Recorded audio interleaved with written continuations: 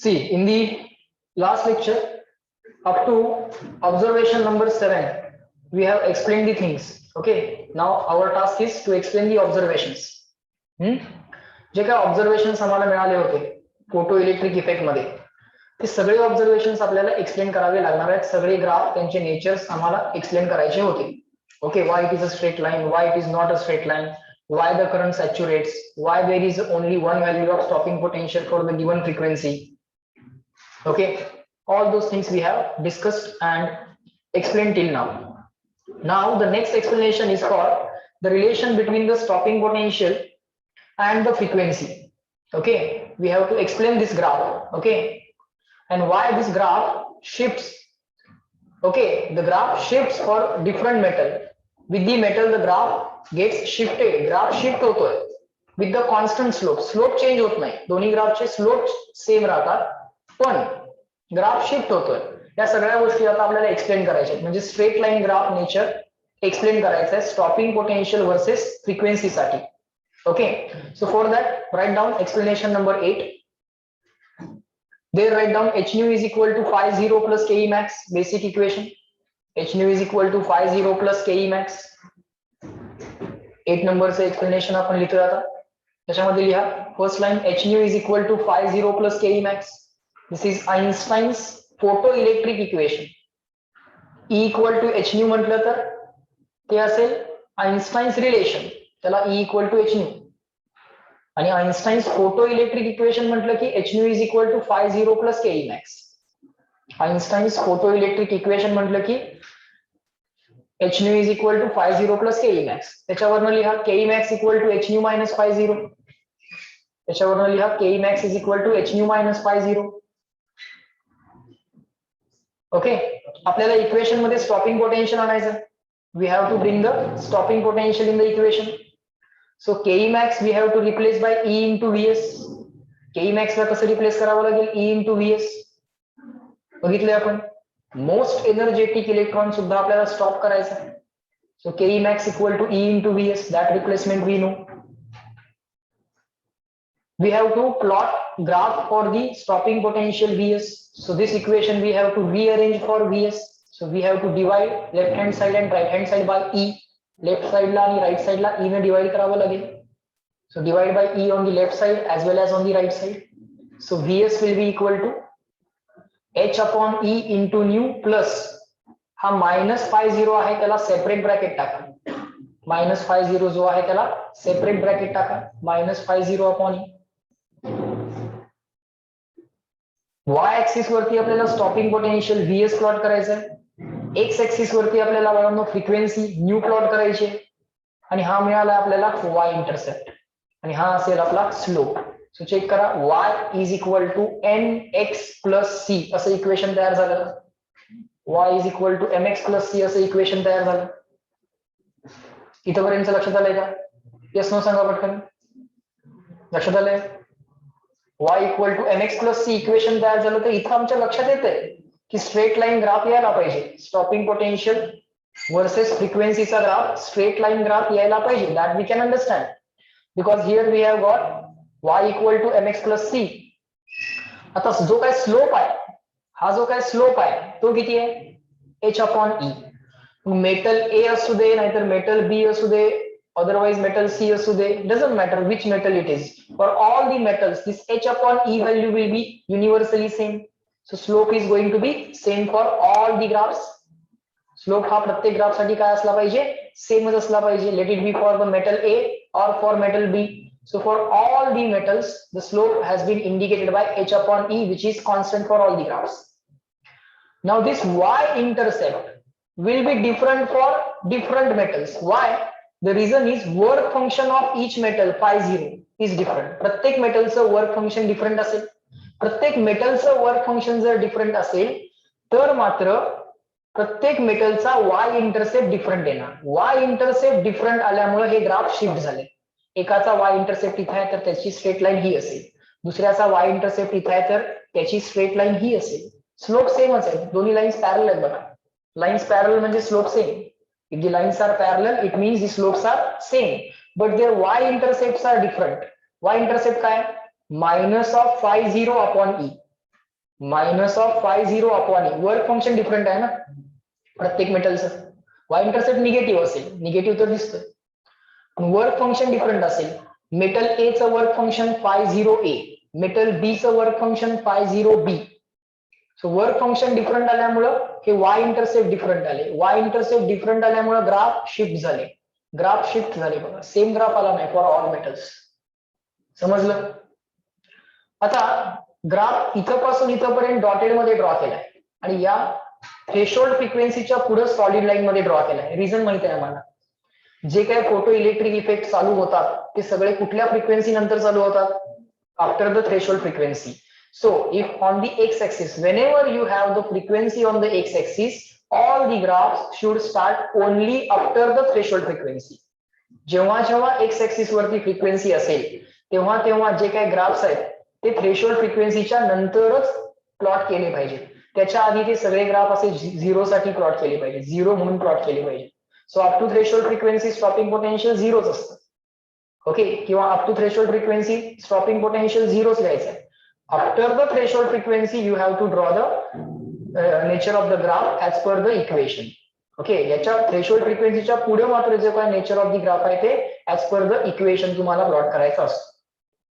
So आता stopping potential आणि frequency यांचं रिलेशन आलंय y equal to mx plus c. So you will plot the straight line graph after the threshold frequency. Graph draw करून घ्या, दोन्ही graph draw करून घ्या. स्लोप दाखवा, y इंटरसेप्ट दाखवा. y ऍक्सिस ला दाखवा स्टॉपिंग पोटेन्शियल, x ऍक्सिस ला दाखवा फ्रिक्वेन्सी.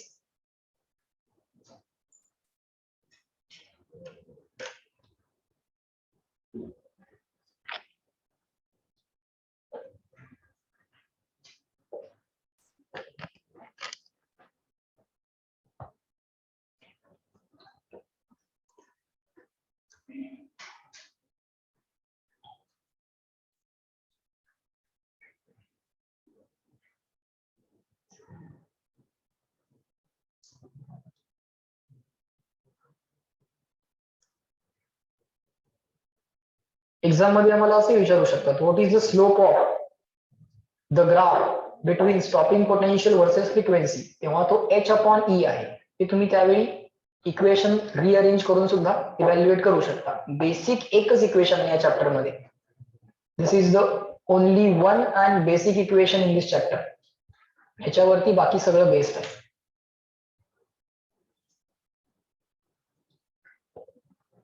एकच रिलेशन आहे, याच्यावरनं बाकी सगळ्या गोष्टी पुढे आम्हाला रिप्लेसमेंट करून डिराइव्ह करता येतात. h nu is equal to phi 0 plus ke max. Remember this equation.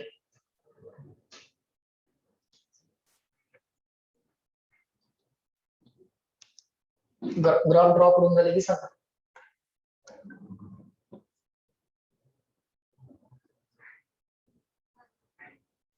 झाले?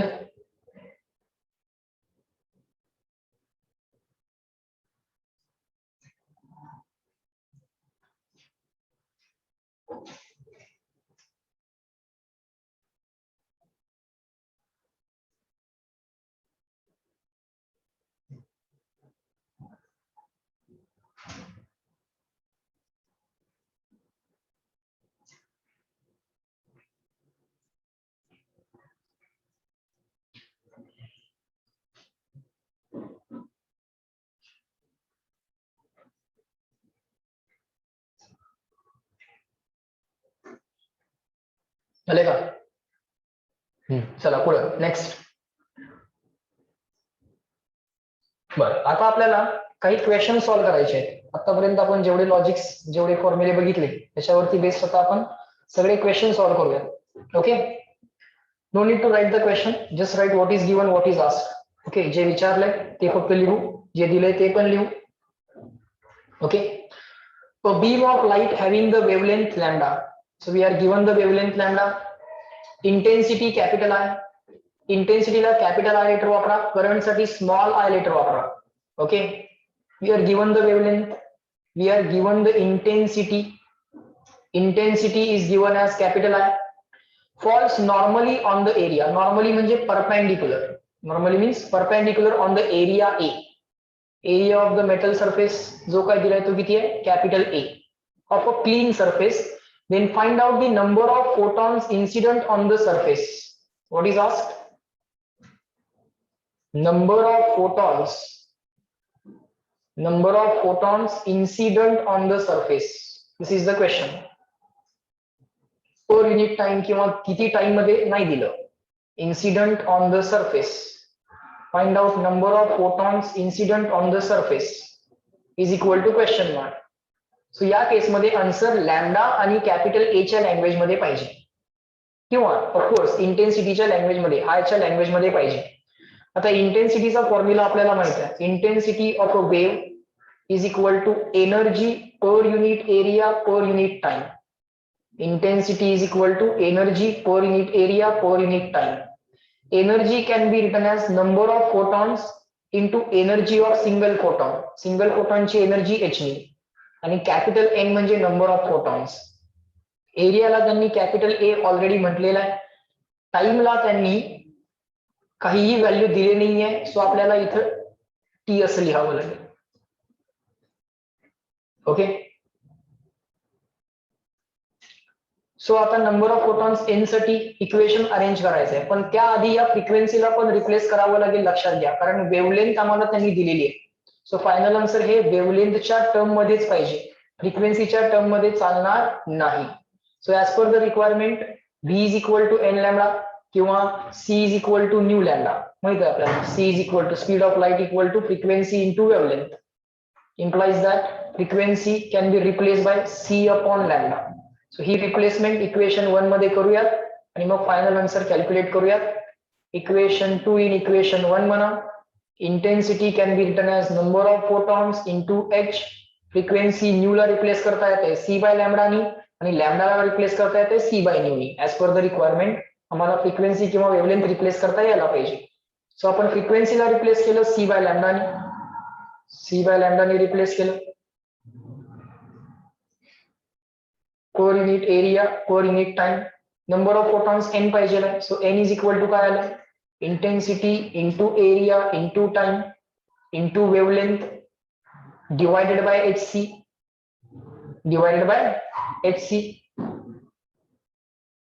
बरोबर.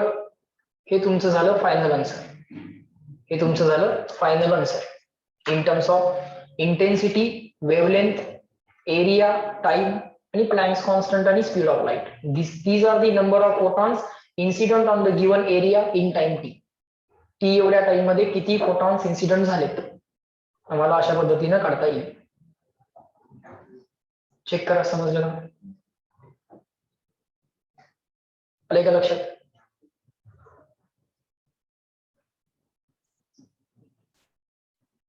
एक्झाम मध्ये हेच आम्हाला नंबर्स पण देतील तेव्हा आम्हाला मात्र कॅल्क्युलेशन करावं लागेल. याच नंबर साठी आम्हाला कॅल्क्युलेशन मात्र त्यावेळी करावं लागेल.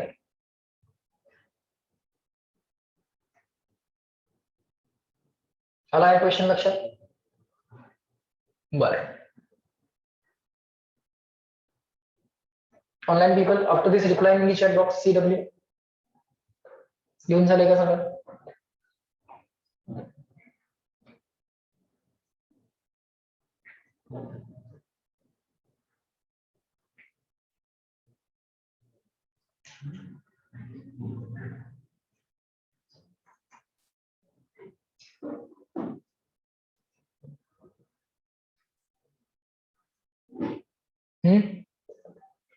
Online people reply fast.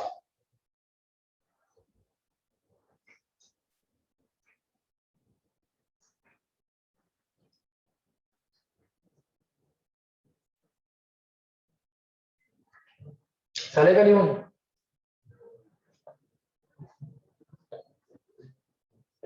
No one is giving the reply. Why?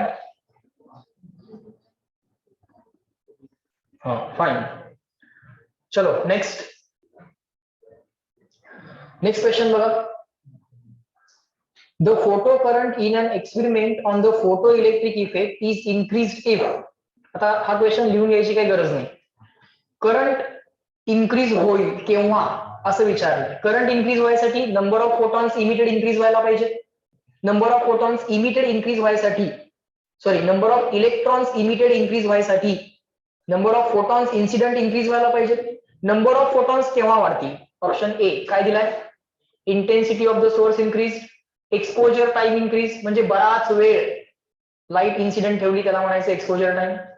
Intensity of source is decrease आणि म्हटलंय एक्सपोजर टाइम इज डिक्रीज. मला सांगा टाइमचा काही संबंध आहे का? किती वेळ लाईट इन्सिडेंट आहे काही संबंध नाही. किती photons per unit time incident आहे? How many photons per unit time are incident? That is important. So answer should be what? Current वाढण्यासाठी number of photons per unit time वाढले पाहिजे आणि त्यासाठी काय वाढली पाहिजे? इंटेन्सिटी वाढली पाहिजे, कारण इंटेन्सिटीचं relation number of photons per unit time बरोबर आहे. Okay, so just no need to write this question, so just tick mark करूयात आणि पुढे जाऊयात. नेक्स्ट क्वेश्चन बघा. The light of frequency which is 4.5 times the threshold frequency. So we are given the frequency of incident light is equal to 4.5 times, right? Along with me, the light has a frequency nu which is equal to 4.5 times the threshold frequency. The light of frequency which is 4.5 times the threshold frequency is incident on the photosensitive material. Correct. Photosensitive material म्हणजे त्याच्यावरती light पडली की तो electrons emit करतो. बरं ठीक आहे. If the frequency is hard, frequency half केली, सो ही फर्स्ट केस मधली फ्रिक्वेन्सी म्हणून. सेकंड केस मधली फ्रिक्वेन्सी किती आहे म्हणूया? Half the frequency in the first case. बरोबर. पण frequency in the first case किती होती? 4.5 times. Correct. 4.5 times the threshold frequency. 4.5 times 4.5 ला काय लिहिता येईल? 9/2 लिहिता येईल. 9/2 लिहिता येईल. 9/2 आणि हा अपॉन 2 म्हणजे अल्टिमेटली हे आन्सर येणार 9/4 टाइम्स थ्रेशोल्ड फ्रिक्वेन्सी. म्हणजे ही फ्रिक्वेन्सी सुद्धा थ्रेशोल्ड पेक्षा जास्तच आहे. हे आन्सर मोर दॅन 1 येणार ना. 2 पॉइंट समथिंग येईल. 2.25 येईल हे आन्सर. किती येईल answer? 2.25. 2.25 times the threshold frequency. हे थ्रेशोल्ड पेक्षा जास्त झालं. म्हणजे इथं पण फोटो इलेक्ट्रिक इफेक्ट मिळणार सेकंड केस मध्ये पण, फर्स्ट केस मध्ये पण मिळणार, सेकंड केस मध्ये पण मिळणार. बरं, पुढे काय म्हटलंय? If the frequency is hard and the intensity is doubled. आता इंटेन्सिटी डबल झाली. इंटेन्सिटी डबल झाली म्हणजे इथं आता आपण इंटेन्सिटीचं डायरेक्ट रिलेशन जे तुम्ही लावणार आहात ते तुम्ही नंबर ऑफ फोटॉन्स बरोबर लावायचं. कशा बरोबर लावायचं? नंबर ऑफ फोटॉन्स बरोबर लावायचं. म्हणजे सेकंड केस मधली इंटेन्सिटी काय लिहायची तर आपण की डबल केली आहे. 2 times intensity in the first case. 2 times intensity in the first case असा डेटा पहिल्यांदा एक्स्ट्रॅक्ट करून घ्यायचा. यातले जेवढे क्वेश्चन्स आहेत या चॅप्टर मधले आणि इथून पुढचं जेवढं आता फिजिक्स आपलं शिल्लक राहिले हे सगळे चॅप्टर्स डायरेक्ट फॉर्म्युला बेस्ड आहेत. लॉजिकल चॅप्टर जेवढे होते ते EMI आणि AC पर्यंत होते. मॉडर्न फिजिक्स साठी तुम्हाला फॉर्म्युले लक्षात ठेवणं, रेशो वाले क्वेश्चन्स आणि कॅल्क्युलेशन्स, फास्ट कॅल्क्युलेशन करणं याच्यावरती फोकस करावा लागेल. ओके, तुमच्या नंतर लक्षात येईल की कॅल्क्युलेशन्स किती ट्रिकी होऊ शकतात या चॅप्टर मध्ये, कारण स्क्वेअर रूट पण काढावे लागणार आहेत, तेही कॉम्प्लेक्स गोष्टींचे. ओके, किंवा कॉम्प्लेक्स नंबरचे आम्हाला इथं कॅल्क्युलेशन जरा करावे लागतात. बघा आता इंटेन्सिटी काय केली आहे? डबल केली आहे. फ्रिक्वेन्सी काय केली आहे? If the frequency is hard, frequency half केली आहे. nu2 is equal to half the nu1 and intensity I2 is equal to 2 times I1. इथपर्यंत आम्हाला कळालं. Then the photo current becomes. करंटचं काय होईल विचारले. करंटचं काय होईल? फोटो करंटचं काय होईल? करंटचं काय होईल? I2 is equal to how many times I1 किंवा I2 is equal to x times I1 म्हणूया आणि x is equal to question mark असा तो क्वेश्चन आहे. करंटचं काय होईल? What do you think? Double. Why? Intensity double केली, एवढंच रिझन असेल का? फ्रिक्वेन्सीचा काय इफेक्ट होणार आहे का त्याचा पण विचार करा, कारण फ्रिक्वेन्सी हाफ केली आहे म्हणून सांगितलंय. सेकंड केस मध्ये फ्रिक्वेन्सी हाफ केली आहे आणि इंटेन्सिटी डबल केली आहे. What should be the logic? Intensity double. फ्रिक्वेन्सीचा इफेक्ट होणार नाही का? नाही. फ्रिक्वेन्सीचा विचार कुठपर्यंत ऍप्लिकेबल आहे?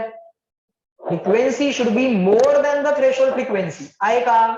सेकंड केस मधली फ्रिक्वेन्सी थ्रेशोल्ड पेक्षा मोर आहे का? आहे. आहे ना. 2 पॉइंट समथिंग आहे ना. मोर दॅन 1 आहे ना answer. So frequency in the second case is more than the threshold. Frequency in the first case is also more than the threshold. 4.5 times आहे थ्रेशोल्ड पेक्षा. अरे थ्रेशोल्ड पेक्षा जास्त आहे ना, तर विषय संपतोय. म्हणजे फोटो इलेक्ट्रिक इफेक्ट होणार, एवढाच विचार आम्ही फ्रिक्वेन्सीसाठी करणार. पण इंटेन्सिटी डबल झाल्यामुळे काय होणार, number of photons incident per unit time double झाले, त्यामुळे number of electrons emitted per unit time double झाले, त्यामुळं number of electrons collected per unit time पण डबल होतात, आणि त्यामुळं करंट सुद्धा सरळ सरळ काय होतो, डबल होतो. समजतंय का? तिथे लिहा, as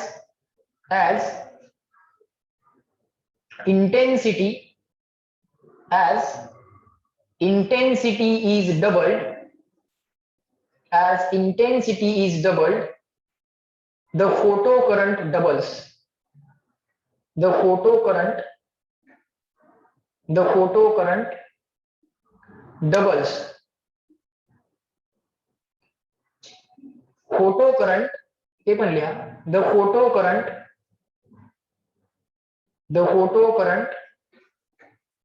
does not depend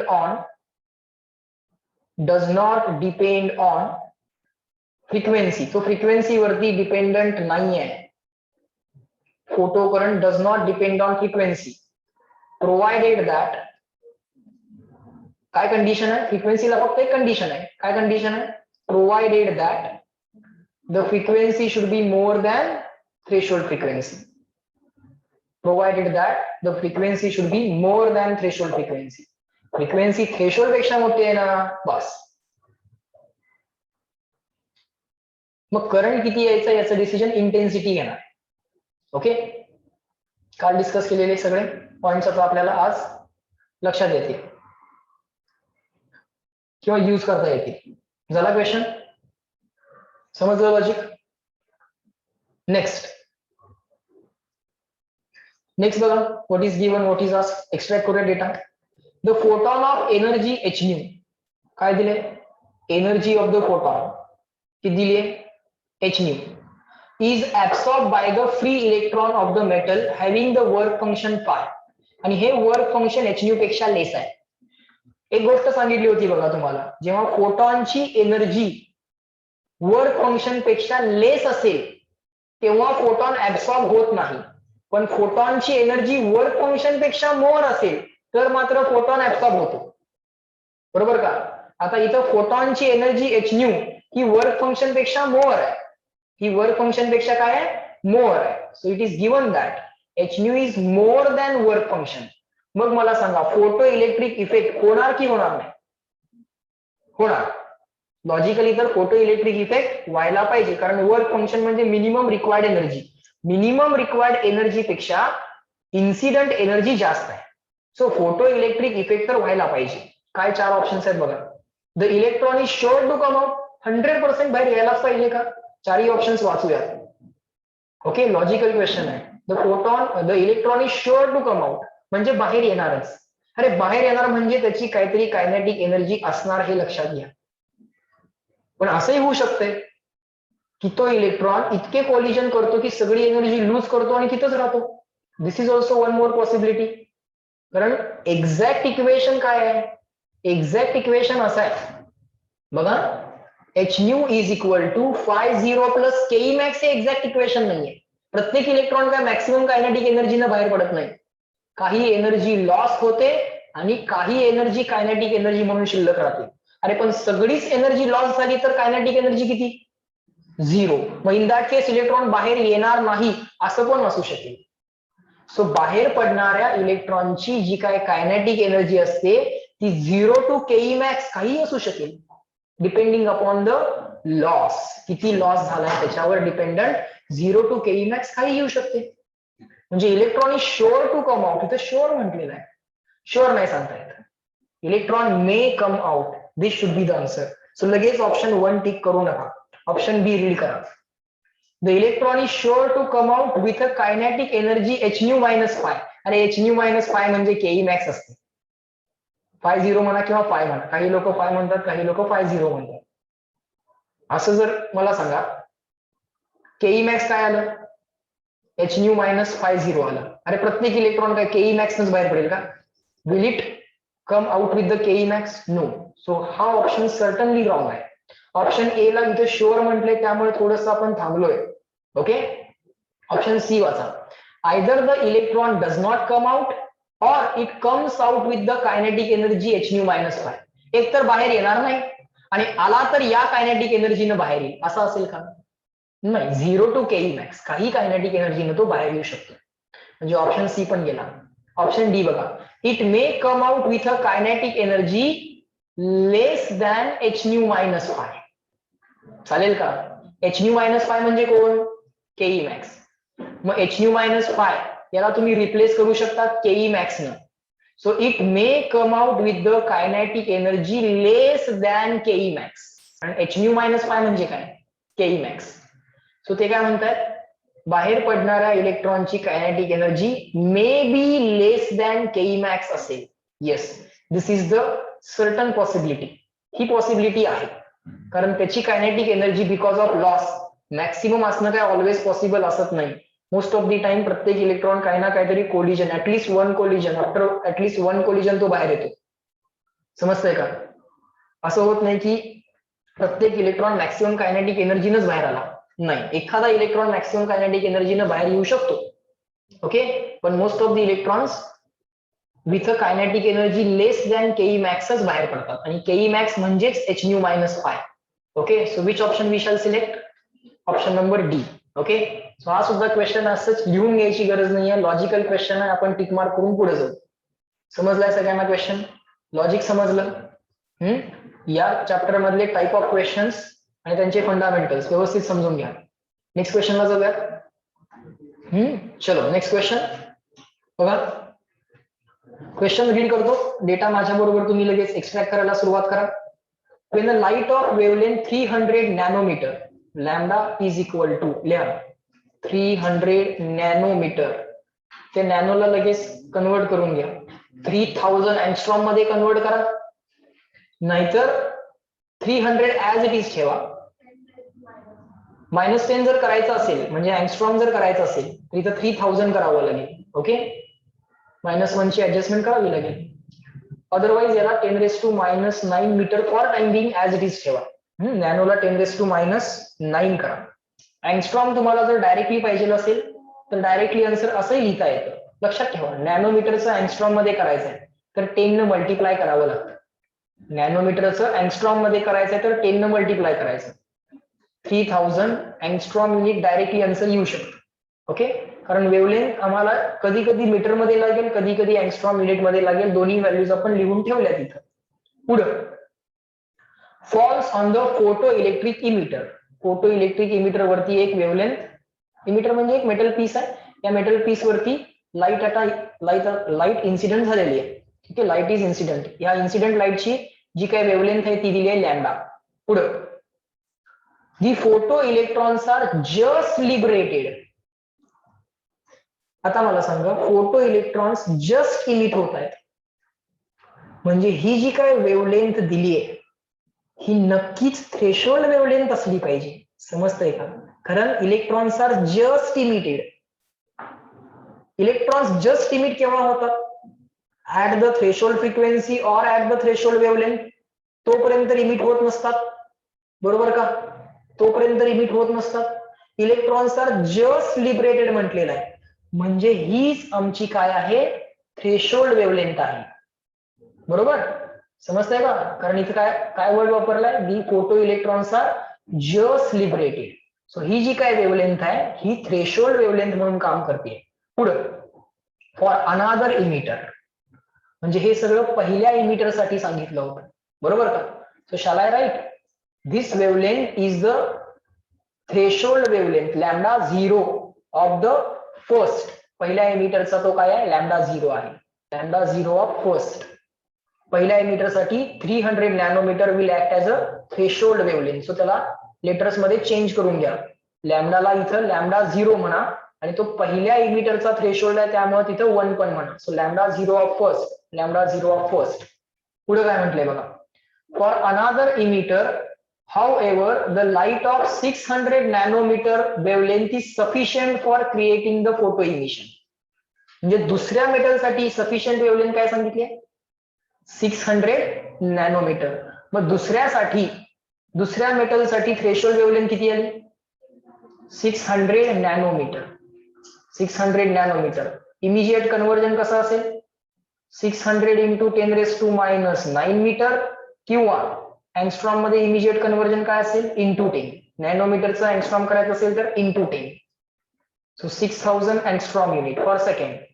What is the ratio of work functions of the two emitters? 50 of first divided by 50 of second. पहिल्याचं वर्क फंक्शन डिवाइड बाय दुसऱ्याचं वर्क फंक्शन असं ते विचारतात.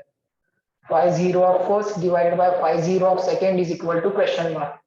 सांगा कुठला फॉर्म्युला वापरायचा? 1 सेकंड विचार करा, 1 मिनिट विचार करा आणि मला आन्सर सांगा. हा 50 साठी थ्रेशोल्ड वेवलेंथ किंवा थ्रेशोल्ड फ्रिक्वेन्सीच्या लँग्वेज मध्ये काय आन्सर आहे आपल्याकडे?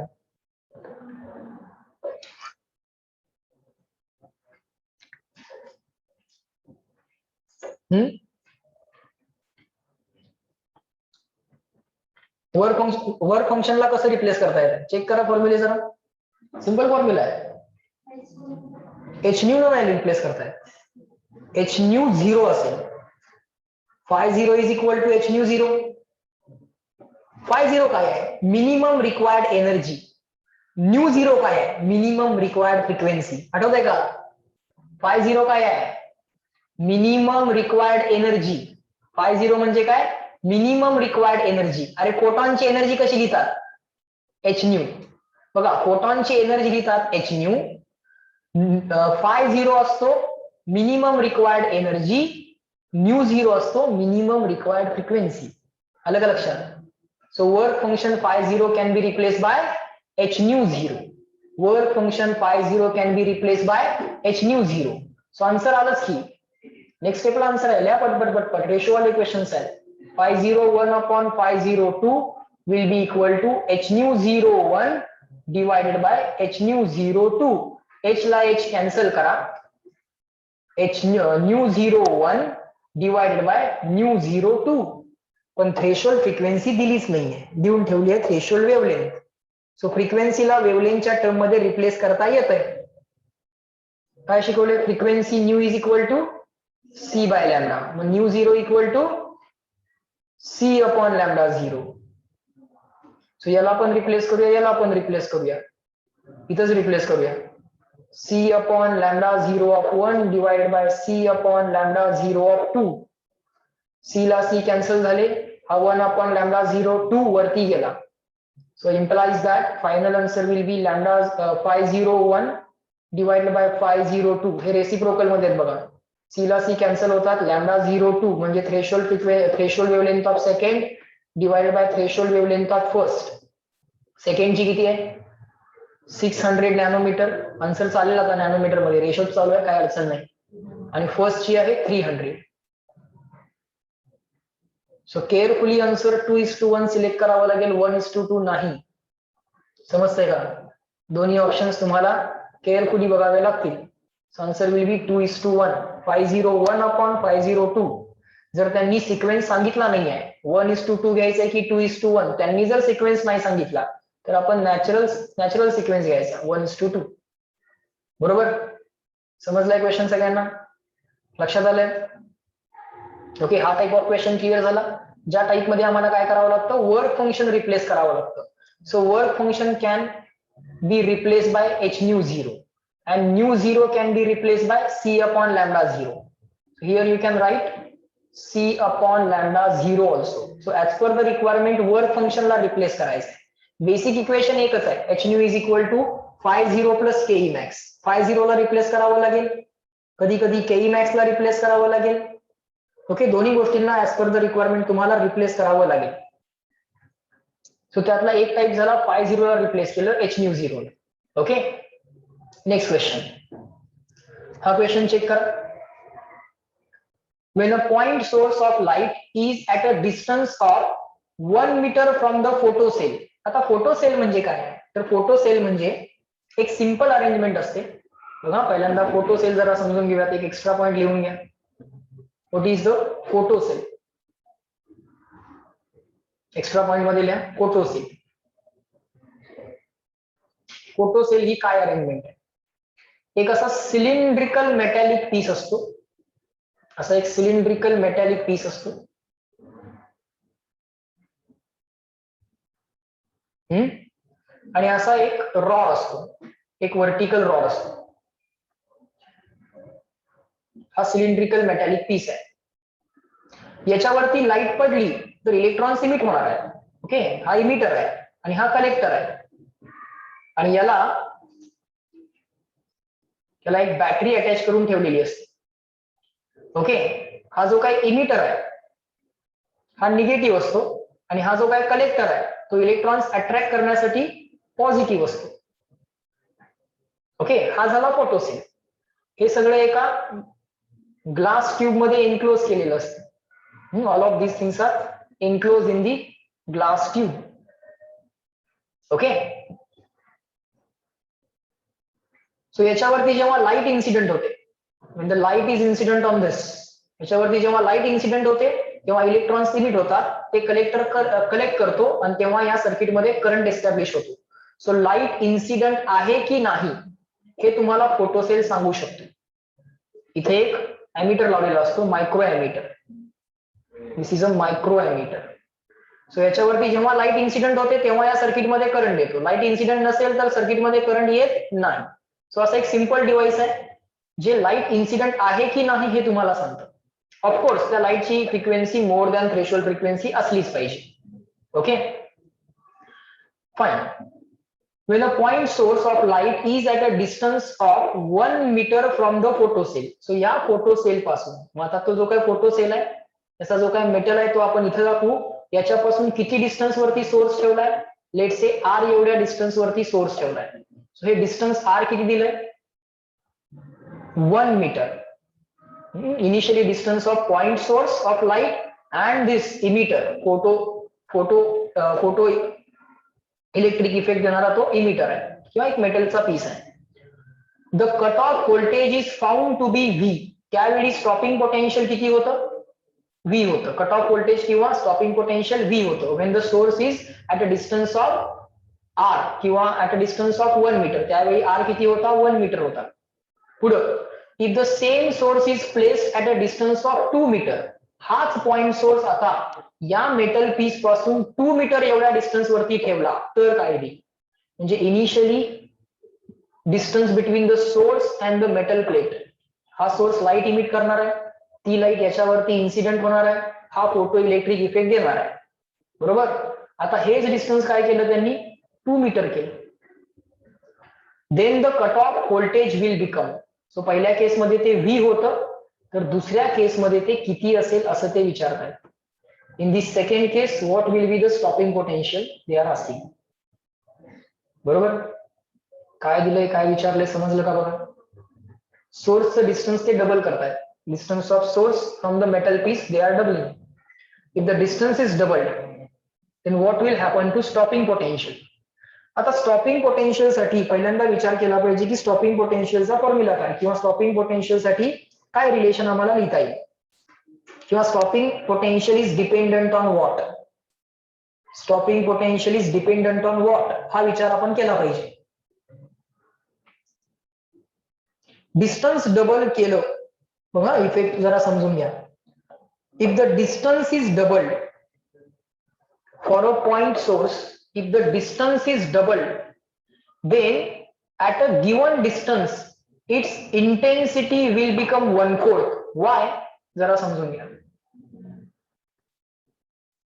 इंटेन्सिटीचं काय होते बघूया आणि मग परत एकदा स्टॉपिंग पोटेन्शियलचा विचार करू. कारण याच क्वेश्चन मध्ये कधी कधी आम्हाला स्टॉपिंग पोटेन्शियल विचारतील, कधी कधी आम्हाला करंट पण विचारतील. ओके, सो पहिल्यांदा मला सांगा, पॉइंट सोर्स आहे आपल्याकडे. पॉइंट सोर्स आहे on given area. Let say area आपण फिक्स केला ए. पॉइंट सोर्स मुळे जे काय वेवफ्रंट बाहेर पडतील ते सगळे वेवफ्रंट कसे असतील? स्फेरिकल वेवफ्रंट असतील. Okay, so at distance equal to R, point source मुळे at distance equal to R जर इंटेन्सिटी लिहायची असेल तर आम्हाला overall energy on this sphere, ती energy divided by area of this sphere divided by the time असं लिहावं लागतं. आता पर युनिट टाइम, टाइम तर 1 करूया. जी काय पर सेकंड एनर्जी यातून इमिट होतीये हे या सोर्सचं जे काय वॅटेज दिलेलं असतं, या सोर्सची जी काय पॉवर दिलेली असते ती आम्हाला वॅट मध्ये दिलेली असते. सो त्यांनी आम्हाला सांगितलेलं असतं की समजा 5 वॅटचा सोर्स आहे, म्हणजे पर सेकंड 5 जूल यातनं बाहेर पडतायत. पर सेकंड यातून 5 जूल बाहेर पडत असतील तर यातल्या कुठल्याही वेव्हफ्रंटला 5 जूल पर सेकंड क्रॉस करून पुढे जात आहेत, हे पण लक्षात घ्या. ओके, कारण एनर्जी कुठेही स्टोअर होत नाहीये, त्यामुळे जेवढी एनर्जी हा इमिट करतोय तेवढी एनर्जी या स्पिअरला क्रॉस करून पुढे जाते. So let us fix the energy, let us fix the time. म्हणजे energy per unit time fix केलं म्हणजे या सोर्सचं वॅटेज किंवा या सोर्सची पॉवर फिक्स केली. So that will be ultimately power. Energy per unit time म्हणजे power of the source divided by area on which that energy is being incident. So ही एनर्जी, टोटल एनर्जी जी काय आहे ती या स्पिअर वरती incident आहे. त्या स्पिअरचा एरिया जर आपण लिहिला, लक्षात घ्या की हा पॉइंट सोर्स आहे, हा लाईन सोर्स नाही आहे. So that we will write power per unit area. Area असणार आहे आता स्पिअरचा, तो किती असणार 4πr². सो इथं आमच्या असं लक्षात येतंय की पॉइंट सोर्स मुळे at distance equal to R जी काय इंटेन्सिटी आहे, that intensity is proportional to 1/r². Power fix आहे सोर्सची, 4π हा एक कॉन्स्टंट नंबर आहे. So intensity of a point source at distance R is inversely proportional to distance square. Intensity due to a point source is inversely proportional to distance square. So intensity काय झाली असेल, या सोर्सची intensity काय झाली असेल, half का 1/4 झाली असेल. डिस्टन्स डबल केलंय, डिस्टन्स डबल केलं की 1/2 स्क्वेअर म्हणजे 1/4 होणार, म्हणजे इंटेन्सिटी 1/4 होणार. इंटेन्सिटी 1/4 झाली, फ्रिक्वेन्सी बदलली आहे का? फ्रिक्वेन्सी ऑफ सोर्स आम्ही बदललेली नाहीये. फ्रिक्वेन्सी ऑफ सोर्स जर नाही बदलली तर केई मॅक्स बदलेल का? चेक करा, केई मॅक्स बदलेल का? येस नो नीट विचार करून आन्सर द्या. 5 प्लस केई मॅक्स असं आन्सर आहे. 5 तर फिक्स आहे, 5 तर फिक्स आहे, 5 तर फिक्स आहे. इंटेन्सिटी 1/4 झाली आहे. सो काय चेंज केले ते तरी कळू दे. डिस्टन्स डबल केले म्हणजे इंटेन्सिटी 1/4 केली. बरं, सो एवढं लक्षात आलं की डिस्टन्सचा इफेक्ट काय झाला. डिस्टन्सचा इफेक्ट असा झाला की इंटेन्सिटी 1/4 झाली. 5 फिक्स आहे, न्यू पण त्यांनी फिक्स केलाय. न्यू फिक्स केलाय तर एच न्यू पण ऑटोमॅटिकली फिक्स होईल. मग एच न्यू फिक्स असेल, 5 गिवन मेटलचा फिक्स असेल तर केई मॅक्स काय असेल, फिक्स. आणि केई मॅक्सचं रिलेशन स्टॉपिंग पोटेन्शियल बरोबर आहे. मोस्ट एनर्जेटिक इलेक्ट्रॉन स्टॉप करायचं आहे ना. सो केई मॅक्सला काय लिहितोय आपण, केई मॅक्सची एक रिप्लेसमेंट सांगा. बघा सगळं याच रिलेशन वरती आहे. मग अशी 5 रिप्लेस केला होता, आता केई मॅक्स रिप्लेस करतोय. केई max in the language of stopping potential, what is the formula? केई मॅक्स इज इक्वल टू नाही 5 एच न्यू मायनस 5 वगैरे सांगू नका, रिप्लेसमेंट सांगा. केई मॅक्सची रिप्लेसमेंट काय चेक करा. E इंटू व्हीएस आहे का? E into VS work done is equal to change in kinetic energy आहे का? Charge on electron into stopping potential. हा एक पॉझिटिव्ह नंबर आहे, हा पण एक पॉझिटिव्ह नंबर आहे, हा पण एक पॉझिटिव्ह नंबर आहे. पण जर केई मॅक्स जर फिक्स असेल तर ही क्वांटिटी फिक्स असेल. इफ द केई मॅक्स इज फिक्स, ई हा पण नंबर फिक्स आहे, तर हा व्हीएस हा सुद्धा काय राहिला, फिक्सच राहिला. आत्ताच्या केसमध्ये फ्रिक्वेन्सी बदललीच नाही, फ्रिक्वेन्सी बदलली नाही, वर्क फंक्शन बदलत नाही, मेटल बदललेलाच नाहीये, त्यामुळे केई मॅक्स फिक्स राहिला. केई मॅक्स फिक्स राहिला तर स्टॉपिंग पोटेन्शियल पण काय राहील, फिक्स राहील. So here you have to choose the option A. समजलं? याच क्वेश्चन मध्ये त्यांनी जर आम्हाला फोटो करंट विल बिकम असं विचारलं असतं तर फोटो करंटचं आन्सर काय आलं असतं? फोटो करंटचं आन्सर काय आलं असतं? 1/4 आला असतं, कारण इंटेन्सिटी 1/4 झाली. Same question they may ask what will happen to photo current. That will become 1/4 because intensity has become 1/4. समजतंय का? Keeping the frequency constant, intensity 1/4 झाली. Okay, so same type of question तुम्ही एक्सपेक्ट करा. Next question solve करूया. झालं ना सगळ्यांचं लिहून? दिले सगळ्यांनी? हे लिहा पटकन. Once done, online people also reply me in the chat box.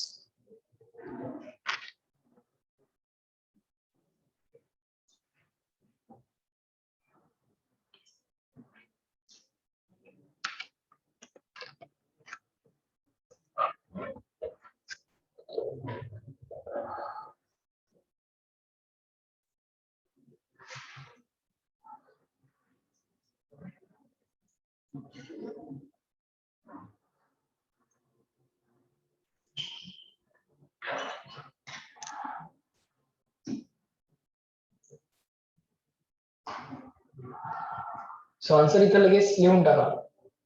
VS2 equal to VS1 equal to V. Answer काही चेंज होणार नाही. Stopping potential will remain same here.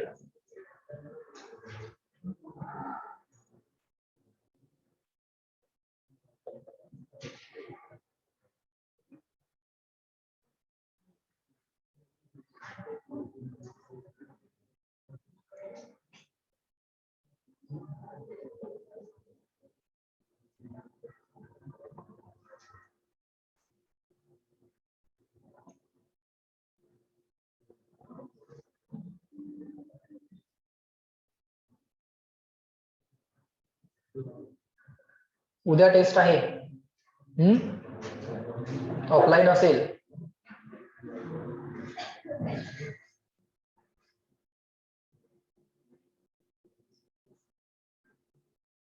Online द्यायची असेल तर पॅरेंट्सची परमिशन आणावी लागेल.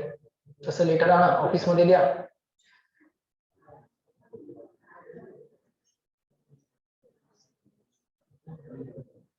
टेस्ट इथे येऊन ऑफलाईनच द्या. ती सवय लागू दे.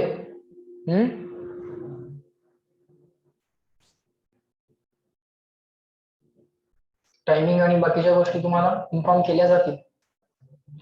बर, चला पुढं नेक्स्ट क्वेश्चन बघा. काय दिलंय next question. The photo electric emission is observed for a metallic surface for the frequencies nu1 and nu2. The incident nu1 and nu2 of the incident light rays. Incident frequency काय सांगता येते? nu1 आणि nu2 आहे. Okay, पहिल्या केसमध्ये incident frequency nu1 आहे, second केसमध्ये nu2 आहे, आणि या दोन्ही फ्रिक्वेन्सीसाठी फोटो इलेक्ट्रिक इफेक्ट ऑब्झर्व होतोय. म्हणजे nu1 as well as nu2 must be greater than the threshold frequency nu0, कारण फोटो इलेक्ट्रिक इफेक्ट तर ऑब्झर्व झालेला आहे. बरं, त्यात ऍडिशनल इन्फॉर्मेशन काय दिली आहे? In the first case whatever the nu1 was that is more than the frequency in the second case. ही पण इन्फॉर्मेशन दिली आहे की incident frequency in the first case is more than the incident frequency in the second case. पण ह्या दोन्ही frequency threshold पेक्षा जास्तच आहे. दोन्ही फ्रिक्वेन्सीज थ्रेशोल्ड पेक्षा जास्तच आहे. सो एक मेटल पीस दिलाय, त्या मेटल पीस वरती लाईट इन्सिडेंट होतीये. दोन केसेस सांगितल्या. पहिल्या केसमध्ये फ्रिक्वेन्सी nu1, दुसऱ्या केसमध्ये frequency nu2. Both this frequency can produce the photoelectric effect or can give the photoelectric effect, means both of these frequencies are more than the threshold frequency and nu1 is more than nu2, that is also given. If the maximum values of kinetic energy of the photoelectrons emitted in the two cases are in the ratio of 1:k. काय म्हटले बघा? Ke max in the first case divided by Ke max in the second case. याचा ratio काय दिलाय? 1:k दिलाय.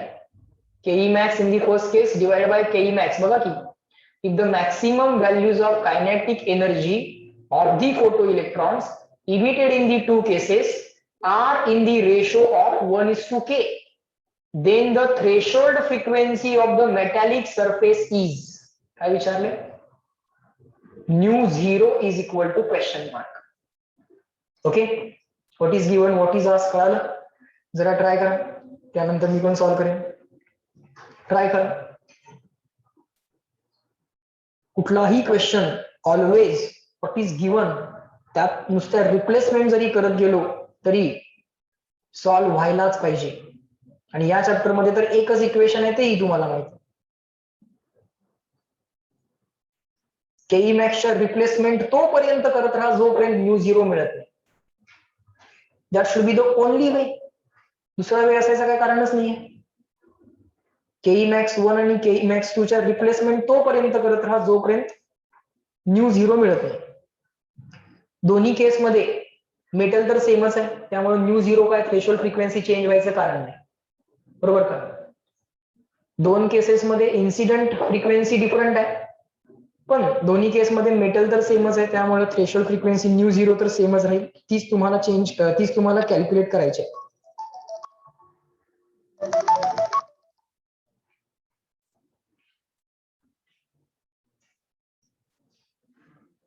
Try करा. One equation one म्हणून दिसलं का?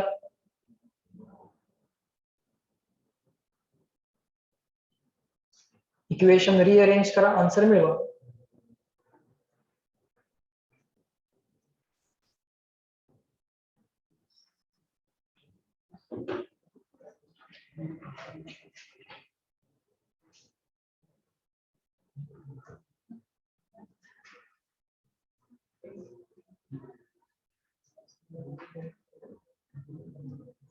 स्वतः ट्राय करा, मॉड्यूल मध्ये बघू नका.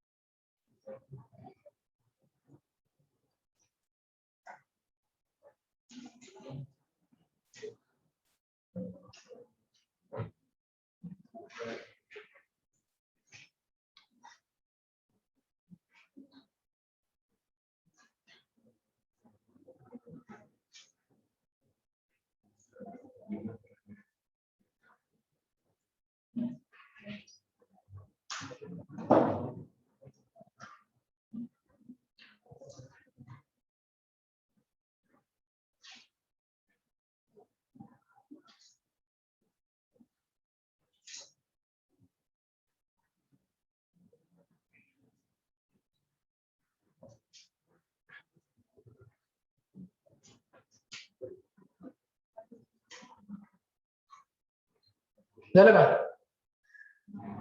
बर, केई मॅक्स साठी रिप्लेसमेंट काय? केई मॅक्स साठी रिप्लेसमेंट काय? H nu minus phi zero. मग केई मॅक्स वन साठी रिप्लेसमेंट काय असेल? H nu one minus 501. पण 501 म्हणायची गरज आहे का? 501 म्हणायची गरज आहे का? फर्स्ट केस मध्ये सेकंड केस मध्ये मेटल तर सेमच आहे ना, वर्क फंक्शन तर सेमच आहे ना, फक्त इन्सिडेंट फ्रिक्वेन्सी डिफरंट आहे. सो इथे येणार 50 एच न्यू वन मायनस 50 आणि इथं काय येणार? H nu two minus 50. बरोबर का? बेसिक फॉर्म्युला काय होता? बेसिक फॉर्म्युला काय होता? H nu is equal to फोटॉनची एनर्जी कशी कशी खर्च होते, कशी खर्च होते? थोडं work function plus KE max. So KE max ला काय लिहिता येतं? एच न्यू मायनस 50 लेफ्टला गेला की केई मॅक्स ला रिप्लेस करता येतं. सो फर्स्ट केस मधला केई मॅक्स रिप्लेस केला H nu one minus 50. Second case मधला रिप्लेस केला H nu two minus 50 is equal to 1/k. Cross multiplication केली, K into H nu one minus K into 50 is equal to H nu two minus 50. बरोबर? आपल्याला 50 पाहिजे आहे, सगळे 50 एका साईडला घ्या. हा 50 एका साईडला घेतला की आन्सर काय येईल? 50 minus K into 50 is equal to H nu two आणि हा K H one nu one, K H one nu one right साईडला घ्या. सो निगेटिव्ह होईल. के एच वन नाही, H K H into nu one right साईडला गेला, negative झाला. सगळे 50 एका साईडला घेतले, 50 कॉमन काढला, 1 minus K is equal to यातला एच कॉमन काढला. So nu two minus K into nu one झालं.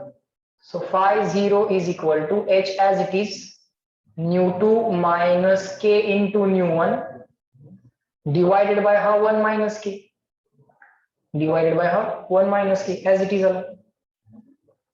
चेक करा कुठला ऑप्शन येईल. वरती खाली मायनस न मल्टिप्लाय केलं तरी चालेल. 1 मायनस के ऑप्शन मध्ये कुठंच नाहीये. के मायनस वन आहे बघा, प्रत्येक ऑप्शन मध्ये काय आहे? के मायनस वन. सो वरती खाली मायनस वन न मल्टिप्लाय करा. सो के मायनस वन इथं आहे, इथं आहे, इथं आहे. इथं के मायनस वन झालं तर इथं काय व्हायला पाहिजे? K nu one minus nu two, K nu one minus nu two. Option B Bombay. आलं का लक्षात? We have to select option B. कशाचं? एच कॉमन आलाय ना? एच पाहिजे की? हो एच पाहिजे. कुठे गेला एच? एक सेकंड चेक करूया. वर्क फंक्शन मध्ये ना काय विचारलंय? थ्रेशोल्ड फ्रिक्वेन्सी विचारले, वर्क फंक्शन नाही विचारले. काय विचारलंय? थ्रेशोल्ड फ्रिक्वेन्सी विचारले. सो अजून थोडंसं कॅल्क्युलेशन आपल्याला एक्सेप्ट करावं लागेल. करूया सगळं. काय विचारलंय आपल्याला? फाय 0 विचारलाय की न्यू 0 विचारलाय? न्यू 0 विचारलाय. मग फाय 0 ला कसं रिप्लेस करणार? एच न्यू 0 ना रिप्लेस करणार. मग एच ला एच कॅन्सल होईल का? मग तुम्हाला न्यू 0 मिळेल. न्यू 0 विचारलाय. आता आपण जस्ट फाय 0 कॅल्क्युलेट केलंय. करेक्ट आहे. सो फाय 0 आलेला आहे. पुढे आपण न्यू 0 कॅल्क्युलेट करू. लिहा पटपट. फाय 0 आला होता. वरती खाली मायनस न मल्टिप्लाय करून H in the bracket, H in the bracket K new 1 minus new 2 upon K minus 1 असं आन्सर आलंय. फाय 0 ला आपण एच न्यू 0 न रिप्लेस केलं. एच ला एच कॅन्सल झाला. के न्यू 1 मायनस न्यू 2 अपॉन के मायनस 1 असं आन्सर आला. बरोबर झाला. जायचं नेक्स्ट क्वेश्चनला.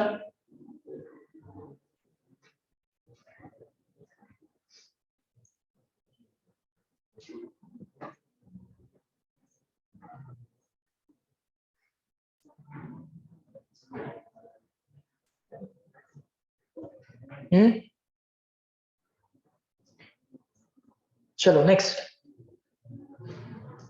क्वेश्चन बघा.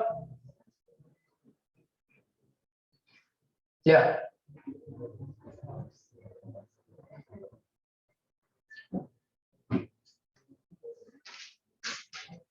झालं लिहून?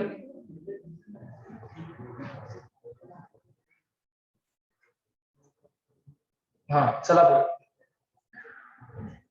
बघा काय काय दिलंय. The photons of energy 6 electron volt. फोटॉनची एनर्जी दिली आहे इलेक्ट्रॉन व्होल्ट मध्ये. सो एच न्यू ची व्हॅल्यू दिली आहे. किती दिली आहे? 6 इलेक्ट्रॉन व्होल्ट. सो जशी व्हॅल्यू दिली आहे तशी पहिल्यांदा लिहून घ्या. ऍज पर द रिक्वायरमेंट आपण इलेक्ट्रॉन व्होल्टला रिप्लेस करू. 1 electron volt is equal to 1.6 into 10⁻⁹ joule. Okay, 1 electron volt is equal to 1.6 into 10⁻⁹ joule. As per the requirement आपल्याला ही रिप्लेसमेंट करता येते. Photons of energy 6 electron volt are incident on the metal surface whose work function is 4 electron volt. Work function दिले म्हणजे काय दिलंय आता? Five 0 दिलाय. किती दिलाय? 4 electron volt. The minimum kinetic energy of the emitted photo electrons will be. काय विचारलंय? केई मीन की केई मॅक्स? केई मीन विचारलंय. काय येईल आन्सर सांगा?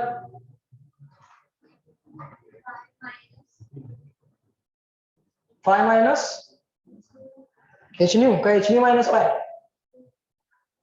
एच न्यू मायनस फाय केलं की आन्सर 2 इलेक्ट्रॉन व्होल्ट ही ऑप्शन सी टिक करणार आम्ही आणि रॉंग येणार. काय विचारलंय? केई मॅक्स विचारलंय की केई मीन? केई मीन. सो आन्सर काय आला पाहिजे? बाहेर पडणाऱ्या इलेक्ट्रॉनची एनर्जी किती असेल? पहिल्यांदा चेक करा फोटो इलेक्ट्रिक इफेक्ट होणार की होणार नाही. एच न्यू ची व्हॅल्यू फाय 0 पेक्षा जास्त आहे का चेक करा पहिल्यांदा. आहे का? आहे. एच न्यू ची value more than work function आहे म्हणजे फोटो इलेक्ट्रिक इफेक्ट होणार. म्हणजे इलेक्ट्रॉन बाहेर पडायला पाहिजे. बाहेर पडणाऱ्या इलेक्ट्रॉनची एनर्जी 0 टू केई मॅक्स काही असू शकते ना. 0 टू केई मॅक्स काही असू शकते. मिनिमम किती असणार? 0. मिनिमम किती असणार? 0. समजतंय का? या क्वेश्चनला काय कॅल्क्युलेशन करायची गरज आहे का? नाही. सो केई मीन पहिल्यांदा इथे लिहा. केई ऑफ इमिटेड इलेक्ट्रॉन, केई of emitted electron is from 0 to Ke max. Is from 0 to Ke max. Therefore minimum kinetic energy of the emitted electron किती असू शकते? 0 असू शकते. मॅक्सिमम तर के मॅक्स ती तुम्ही h-5 न कॅल्क्युलेट केली असती, तर मिनिमम विचारली तर 0च येणार. आलं का लक्षात? बाहेर पडणारा इलेक्ट्रॉन हा 0 टू के मॅक्स त्यातल्या कुठल्याही एनर्जीनं बाहेर पडू शकतो. ओके, जायचं पुढं? समजलाय क्वेश्चन हा? नेक्स्ट के मीन विचारली होती, मॅक्स नाही. बर, पुढे लिहा. कॅल्क्युलेशन्स इझी कसे करायचे त्याच्या सगळ्या ट्रिक्स आहेत, लिहून ठेवलेले आहेत बघा. लिहायला चालू करा. नंबर वन लिहा. HC ही मल्टिप्लिकेशन बघा, H इंटू सी ची मल्टिप्लिकेशन. H ची व्हॅल्यू आहे 6.63 इंटू 10⁻⁻34. सी ची व्हॅल्यू आहे 3 इंटू 10⁸. आफ्टर मल्टिप्लिकेशन 6.63 इंटू 3 ही जी काय मल्टिप्लिकेशन आहे ती किती येते बघा. 6 इंटू 3 18 येते आणि 0.63 इंटू 3 येते 1.89. 18 प्लस 1.89 ते 19.89 होत असणार आहे, बरोबर. याची व्हॅल्यू अप्रॉक्सिमेटली 19.89 ची अप्रॉक्सिमेट व्हॅल्यू 20 घेता येते. 19.29 ची अप्रॉक्सिमेट व्हॅल्यू तुम्हाला 20 घेता येते. So as per the requirement जेव्हा HC न मल्टिप्लाय करायचं असेल किंवा HC ने डिवाइड करायचं असेल तेव्हा काम सोपं होतंय. 20 न मल्टिप्लाय किंवा 20 न डिवाइड करावं लागतंय. पहिलं कॅल्क्युलेशन समजलं का? हे पहिला पॉइंट लिहून घ्या. हा फॅक्टर 10⁻26 आहे. -34 प्लस 8 बरोबर का? -34 प्लस 8 किती येते बघा ते. -34 प्लस 8 -26 येत आहे. आणि H इंटू सी किंवा 6.63 इंटू 3 एक्झॅक्ट कॅल्क्युलेशन आहे ते 19.89, पण त्याला अप्रॉक्सिमेटली 20 करून तुम्हाला HC न मल्टिप्लाय किंवा डिवाइड करता येईल. SI युनिट मध्ये. युनिट आहे त्याचं joule metre.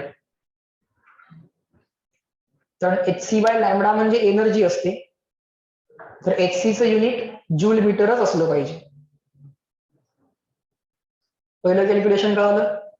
So what is the value of HC in SI unit? 20 into 10⁻26. 20 into 10⁻26. So पहिली गोष्ट सिंपल करून दिली. HC न मल्टिप्लिकेशन किंवा HC न डिव्हिजन. सो नंबर तर सिम्प्लिफाय झालाय 20 ला. सो ऍज सच काही प्रॉब्लेम नाही. H न सेपरेट मल्टिप्लाय डिवाइड करायची गरज नाही. C न सेपरेट मल्टिप्लाय डिवाइड करायची गरज नाही. HC च्या डायरेक्ट मल्टिप्लिकेशन न मल्टिप्लाय किंवा डिवाइड करायचं. Okay. Second calculation. HC by लॅम्बडाचं आन्सर आम्हाला डायरेक्टली जूल मध्ये पाहिजे असेल तर ऑब्व्हियस आहे सगळं SI युनिट मध्ये वापरावं लागेल. HC ची मल्टिप्लिकेशन आहे 20 इंटू 10⁻26 अपॉन लॅम्बडा. पण आन्सर जर तुम्हाला फायनल आन्सर जर जूल मध्ये पाहिजे असेल तर HC पण SI युनिट मध्ये पाहिजे आणि लॅम्बडा पण SI युनिट मध्ये पाहिजे. HC SI युनिट मध्ये किती आहे? 20 इंटू 10⁻26 आणि लॅम्बडा SI युनिट मध्ये तुम्हाला जो काही दिलाय तो ऍज सच तुम्हाला ऍज इट इज तुम्हाला इथं सबस्टिट्यूट करावा लागेल. Okay. HC by lambda. H न्यूज आहे ना. C बाय लॅम्बडा म्हणजे न्यू. C बाय लॅम्बडा म्हणजे काय? न्यू. पण जनरली आम्हाला फ्रिक्वेन्सी देत नाही, आम्हाला मुद्दाम इन्सिडेंट वेव्हलेंथ देतं, कारण कॅल्क्युलेशन थोडंसं टफ व्हावं म्हणून. कारण अदरवाइज इन्सिडेंट फ्रिक्वेन्सी दिली की H इंटू न्यू ची मल्टिप्लिकेशन करून पटकन कोणतरी आन्सर काढताय. पण HC बाय लॅम्बडा दिलं की डिव्हिजन करावी लागते. आलं का लक्षात? मग थोडंसं कॅल्क्युलेशन सोबत केलं आपण. काय केलं? HC ची मल्टिप्लिकेशन डायरेक्ट आम्हाला माहित आहे. एक काम सिंपल झालं. आता फक्त लॅम्बडाने डिवाइड करायचं राहिलं. पण आन्सर आम्हाला SI युनिट मध्ये पाहिजे, तर HC पण SI युनिट मध्ये पाहिजे आणि लॅम्बडा पण SI युनिट मध्ये पाहिजे. ओके. बर, आता पुढं समजा HC बाय लॅम्बडाचा आन्सर जूल मध्ये नको आहे किंवा HC बाय H न्यूचा आन्सर म्हणा किंवा HC बाय लॅम्बडाचा आन्सर जूल मध्ये नको आहे. आम्हाला ते आन्सर इलेक्ट्रॉन व्होल्ट मध्ये पाहिजे आहे. माहित आहे आम्हाला 1 electron volt is equal to 1.6 into 10⁻19 joule आणि 1 joule is equal to 1 electron volt divided by 1.6 into 10⁻19. So तुम्ही समजा आन्सर जूल मध्ये काढलं तर जूलला परत या सगळ्यांनी रिप्लेस करत बसावं लागेल, वेळ लागेल ना. डिवाइड बाय 1.6 करत बसावं लागेल. कळतंय का? जूल मध्ये आन्सर काढलं तर तुम्हाला परत आन्सर इलेक्ट्रॉन व्होल्ट मध्ये कन्वर्ट करायला तुम्हाला जूलला रिप्लेस करावं लागेल. जूलला रिप्लेस कसं करणार तुम्ही? 1 electron volt divided by 1.6 into 10⁻19 न रिप्लेस करणार. ओके, पण इथं परत 1.6 न डिवाइड करायची वेळ येणार, पण ती डिव्हिजन जर आम्ही डायरेक्टली केली या व्हॅल्यूला, कुठल्या व्हॅल्यूला? या जूल मीटर मधल्या व्हॅल्यूला जर डायरेक्टली ती डिव्हिजन केली 1.6 ची आणि फायनल आन्सर इलेक्ट्रॉन व्होल्ट मध्ये जर आम्ही आणलं आणि लॅम्बडा जो काय जनरली आम्हाला दिला जातो तो आम्हाला अँगस्ट्रॉम युनिट मध्ये किंवा नॅनोमीटर मध्ये दिला जातो. समजतंय का? त्यामुळे 10च्या फॅक्टर्सची पण समजा आम्ही ऍडजस्टमेंट करून घेतली लॅम्बडासाठी नॅनोमीटर किंवा अँगस्ट्रॉम युनिटच्या, तर जसं इथं लिहिले तसं तुम्ही लिहित चला. ह्याचे ऍप्लिकेशन मी तुम्हाला नंतर क्वेश्चन्स मध्ये करून दाखवणारच आहे. HC बाय लॅम्बडा जर आम्हाला इलेक्ट्रॉन व्होल्ट मध्ये पाहिजे असेल तर 12,431. ओके, 12,431 अप्रॉक्सिमेटली तुम्ही याच व्हॅल्यूला 12,400, 12,400 किंवा अजून अप्रॉक्सिमेशन करायचं असेल तर 12,500, 12,500. समजतंय का? ऑप्शन्स कडे बघून करायचं. ऑप्शन जर फार लांब लांब असतील, एकमेकांच्या जवळजवळचे ऑप्शन्स नसतील तर 12,500 सुद्धा ओके आहे. ओके, नियरेस्ट आन्सर तुम्हाला सिलेक्ट करता येतं. हे सगळं ऍज इट इज लिहून घ्या. इथं कंपल्सरी फायनल आन्सर जे येणार आहे ते इलेक्ट्रॉन व्होल्ट मध्ये येणार आहे आणि इथं जी काही वेव्हलेंथ तुम्ही सबस्टिट्यूट कराल ती कंपल्सरी तुम्हाला अँगस्ट्रॉम युनिट मध्ये सबस्टिट्यूट करावी लागेल. एक्झॅक्ट कॅल्क्युलेशन येतोय 12,431 नी, अप्रॉक्सिमेट कॅल्क्युलेशन 12,400 नी आणि फास्टेस्ट कॅल्क्युलेशन करायचं असेल तर 12,500 नी करायचं. पण इथला लॅम्बडा कसा पाहिजे? कंपल्सरी इन अँगस्ट्रॉम युनिट पाहिजे, म्हणजे HC बाय लॅम्बडाची व्हॅल्यू किंवा hν ची व्हॅल्यू पटकन काढता येते इलेक्ट्रॉन व्होल्ट मध्ये. 12,400 12,400 अपॉन लॅम्बडा इन अँगस्ट्रॉम. ज्याला मी स्क्वेअर ब्रॅकेट केले त्याला तुम्ही स्क्वेअर ब्रॅकेट करा, कारण ते लक्षात ठेवायचं आहे. HC बाय लॅम्बडा किंवा hν ची value in electron volt, he value electron volt मध्ये काढतोय आपण. 12,400 divided by lambda in angstrom unit. 12,400 divided by lambda in angstrom unit. 12,400 divided by lambda in angstrom unit. आणि फास्ट कॅल्क्युलेशन साठी मग तुम्ही 12,500 पण घेऊ शकता इफ यू वॉन्ट. म्हणजे लॅम्बडानं जर डिव्हिजन करणं जर सोपं होत असेल 12,500 ला तसंही चालेल, पण मोस्टली तुम्ही हे वापरायचं 12,400 वाला. तुम्हाला जर एक्झॅक्टच करायचं असेल, सगळेच आन्सर अगदीच जवळ जवळ आहेत, तर मात्र तुम्हाला 12,431. मोस्टली आपलं याच्यामध्ये काम होत आहे. एक्झाम मधले कुठलाही पीवायक्यू बघितला तरी त्यातला हा पार्ट जो काय आहे हा यूज करून तो पीवायक्यू सॉल्व्ह होतोय. त्यांनी विचार केलेला असतो. बरं, पुढे हा एक चार्ट लिहून घ्या. पार्टिकल, त्याचा चार्ज, त्याचं मास आणि त्याचा स्पेसिफिक चार्ज म्हणजे चार्ज अपॉन मास रेशो. हा चार्ट लिहून घ्या. हे लागतंय आपल्याला, ऑलवेज लागतंय. पहिला पार्टिकल आहे इलेक्ट्रॉन, त्याचा चार्ज आपल्याला माहित आहे 1.6 इंटू 10⁻19. त्याचं मास लक्षात ठेवा. मास ऑफ इलेक्ट्रॉन किती आहे? 9.1 into 10⁻31 mass of electron. You have to remember mass of electron, proton, neutron. You have to remember mass of electron is 9.1 into 10⁻31. आता बऱ्याच वेळा चार्ज अपॉन मास हा रेशो डायरेक्टली माहित असेल तर कॅल्क्युलेशन सोपं होतं. डिवाइड बाय 9.1 वगैरे करावं लागत नाही. दिस अपॉन दिस 1.6 अपॉन 9.1 याच्यामध्ये टाइमपास करायचा नाही. इलेक्ट्रॉन साठी जर तुम्हाला चार्ज अपॉन मास रेशो माहित असेल तर Q बाय M चे कॅल्क्युलेशन पटकन सिम्प्लिफाय होतं. कॅल्क्युलेशन्स मध्ये इलेक्ट्रॉनचा चार्ज येणार आहे, इलेक्ट्रॉनचा मास येणार आहे, कारण कायनेटिक एनर्जी ऑफ इलेक्ट्रॉन लिहिताना आपल्याला 1/2 mv² लिहायची आहे, बरोबर का? कायनेटिक एनर्जी ऑफ इलेक्ट्रॉन लिहिताना आपल्याला 1/2 mv² लिहायचं असतंय, म्हणजे मास ऑफ इलेक्ट्रॉन आलं. आणि मॅक्सिमम कायनेटिक एनर्जीला E इंटू VS म्हणतोय, म्हणजे charge on electron into stopping potential आलं, म्हणजे चार्ज तर आला. हळूहळू तुमच्या लक्षात येईल की हे सगळे कॅल्क्युलेशन, हा जो काय आता समोरचा जो काय पार्ट दिलाय तुम्हाला स्लाइड मध्ये, या स्लाइड मध्ये जेवढे पार्ट्स आहेत हे तुमचे कॅल्क्युलेशन एकदम फास्ट बनवतील. सो सगळा चार्ट व्यवस्थित लिहून घ्या. इलेक्ट्रॉनसाठी, प्रोटॉनसाठी, न्यूट्रॉनसाठी, अल्फा पार्टिकल साठी आणि ड्यूट्रॉनसाठी.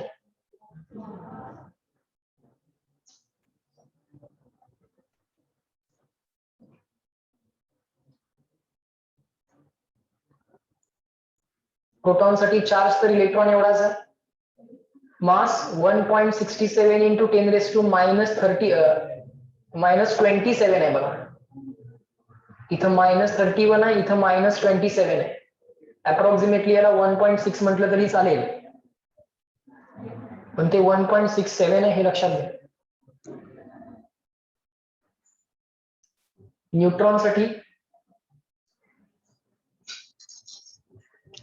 चार्ज तर 0 आहे, मास प्रोटॉन एवढंच आहे 1.67 into 10⁻34. Charge upon mass 0 upon 1.67, 0 येणार. अल्फा पार्टिकलचा charge 2 times the charge on electron. Mass 2 proton 2 neutron, बरोबर ना. अल्फा पार्टिकल म्हणजे काय, 2 प्रोटॉन्स 2 न्यूट्रॉन, हेलियम न्यूक्लियस. जे ओव्हरऑल मास किती झालं, 4 times mass of proton. E/MP म्हणजे charge of proton upon mass of proton. E/MP already काढलेला आहे आपण, 1 इंटू 10⁸, बरोबर का. E/MP म्हणजे काय, मास ऑफ प्रोटॉन. E म्हणजे ही व्हॅल्यू ना, आणि MP म्हणजे मास of proton. E/MP already value काढलेली आहे, पुढचे कॅल्क्युलेशन करता येते. ड्यूट्रॉन साठी पण चेक करा. ड्यूट्रॉन म्हणजे 1 प्रोटॉन 1 न्यूट्रॉन, म्हणजे मास झालं 2 टाइम्स MP. ड्यूट्रॉन म्हणजे कोण आहे, ड्यूटेरियमचं न्यूक्लियस, हायड्रोजनचा तो आयसोटोप आहे. एक प्रोटॉनवरचा चार्ज E आणि प्रोटॉन आणि न्यूट्रॉनचा मास मिळून 2 टाइम्स मास ऑफ प्रोटॉन. एका प्रोटॉनवरचा चार्ज E, एक प्रोटॉन एक न्यूट्रॉन मिळून मास किती असेल, 2 times mass of proton. E upon MP already काढलेला आहे. चार्ज ऑन प्रोटॉन E असतो, मास ऑफ प्रोटॉन MP असतं, म्हणजे तो चार्ज अपॉन मास रेशो आहे. चार्ज अपॉन मास रेशो आहे प्रोटॉनचा 0.95. 0.95 ला अप्रॉक्सिमेटली 1 पण घेता येतं. ओके, सो हे कॅल्क्युलेशन्स चार्ज अपॉन मास रेशोचे इझिली करता येतात, लक्षात ठेवा. सो इलेक्ट्रॉन साठी चार्ज अपॉन मास रेशो आहे 17.6 इंटू 10⁻10. प्रोटॉन साठी आहे 1 इंटू 10⁸. न्यूट्रॉन साठी charge upon mass ratio 0. Alpha particle साठी हाफ येतो, हा E/MP चा हाफ येतो, बरोबर ना. E/MP चा हाफ, आणि हा जो येतो तो सुद्धा E/MP चा हाफ. E/MP ऑलरेडी काढलेला आहे. E म्हणजे चार्ज ऑन प्रोटॉन किंवा इलेक्ट्रॉन, MP म्हणजे मास ऑफ प्रोटॉन. E/MP किती आहे लक्षात ठेवायला पण सोपं आहे, किती आहे ते 1 इंटू 10⁸. समजतंय का. सो कॅल्क्युलेशन करणं इथं सिंपल होईल. सो लक्षात काय काय ठेवायचं आहे, इलेक्ट्रॉन साठी चार्ज अपॉन मास रेशो किती 17.6 इंटू 10⁻10. प्रोटॉन साठी charge upon mass ratio 1 into 10⁸. Neutron साठी 0. अल्फा पार्टिकल साठी E/MP चा हाफ. न्यूट्रॉन साठी सुद्धा E/MP चा हाफ, बरोबर. आणि E/MP किती आहे 1 इंटू 10⁸, किंवा 0.95 इंटू 10⁸, बरोबर. लक्षात राहतील हे पॉइंट्स. हे पॉइंट्स जर लक्षात ठेवले तर कॅल्क्युलेशन थोडेसे सोपे होतात. आता एक तुम्हाला मी कॅल्क्युलेशनचा पार्ट दाखवतो जिथे हे कॅल्क्युलेशन सिंपल होऊ शकतात. Ke max जी असते ती किती असते गिवन पार्टिकलची, म्हणजे आता इलेक्ट्रॉनसाठी Ke max जी काय असते ती आम्हाला स्टॉपिंग पोटेन्शियलच्या लँग्वेज मध्ये E इंटू VS अशी लिहिता येते, बरोबर. Ke max ला आपण 1/2 m into velocity, maximum velocity. आता व्हेलॉसिटीचा V जरा स्मॉल लेटर काढूयात, असा काढूयात. आणि स्टॉपिंग पोटेन्शियलचा व्ही जरा कॅपिटल लेटर काढूया. Okay, 1/2 mv² is equal to E into VS. आता मला जेव्हा मॅक्सिमम कायनेटिक एनर्जी काढायची असते बघा, फ्रिक्वेन्सीचा सिम्बॉल आणि वेलॉसिटीचा सिम्बॉल कन्फ्युज नाही व्हायला पाहिजे. वेलॉसिटी आहे, वेलॉसिटीचा सिम्बॉल कसा काढलाय बघा, व्हीमॅक्स स्क्वेअर काय येतं बघा, ई अपॉन हे मास जे आहे ते डिवाइड करायला आलं, हा 2 जो आहे तो मल्टिप्लाय करायला गेला, 2 मल्टिप्लाय करायला गेला, मास डिवाइड करायला गेलं, स्टॉपिंग पोटेन्शियल इथं दिले का. सो ई बाय एम कुणाचा आहे, हा चार्ज ऑन इलेक्ट्रॉन, आणि हे मास कुणाचा आहे, मास कुणाचा आहे, इलेक्ट्रॉनची मॅक्सिमम कायनेटिक एनर्जी लिहिता ना तुम्ही, हे मास कुणाचं लिहाल, इलेक्ट्रॉनचं mass. E by M of electron किती आहे, E by M of electron किती आहे, 17.6 इंटू 10⁻10 आहे. चेक करा, चेक करा, चार्ज अपॉन मास ऑफ इलेक्ट्रॉनचा रेशो किती आहे, 17.6 इंटू 10⁻10 आहे का, इंटू द स्टॉपिंग पोटेन्शियल, जे काय व्होल्ट मध्ये दिलेलं असते ती व्हॅल्यू इथं असते, आणि हा व्हीमॅक्सचा स्क्वेअर. हे कॅल्क्युलेशन सोपं झालं बघा. Velocity of electron emitted with the maximum kinetic energy आम्हाला परीक्षेमध्ये विचारतात. सो हे कॅल्क्युलेशन थोडं सिम्प्लिफाय झालं, समजतंय का. स्टॉपिंग पोटेन्शियल अशा पद्धतीने दिलेलं असतंय की जेणेकरून ओव्हरऑल एक परफेक्ट स्क्वेअर तयार होईल, किंवा अप्रॉक्सिमेट आन्सर तरी तुम्हाला इझिली काढता येईल, समजतंय का. पण त्यावेळी इथं मास ऑफ इलेक्ट्रॉन तुम्ही जर सबस्टिट्यूट करत बसलात, काय असते मास ऑफ इलेक्ट्रॉन, 9.1 इंटू 10⁻31 kg, ते इथं सबस्टिट्यूट करत बसलात तर 9.1 ने डिवाइड करत बसायला वेळ लागतो. करता येतं, 91 न डिवाइड करता येतं, 13 इंटू 7 आहे ना, 91 म्हणजे काय, 13 इंटू 7,